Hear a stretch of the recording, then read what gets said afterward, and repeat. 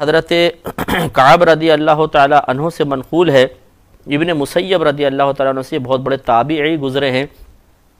کہ اس دعا کو پڑھ کر، اس آیت کو پڑھ کر جو بھی دعا مانگی جاتی ہے وہ مقبول ہوتی ہے۔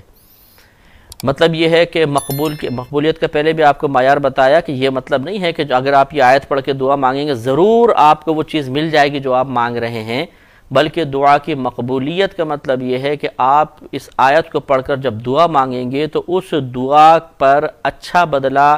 ایک اللہ تبارک و تعالیٰ کی طرف سے بہتر انعام ضرور مرتب ہوگا، چاہے وہ اس طرح ہو کہ جو مانگ رہے ہیں وہ آپ کو مل جائے،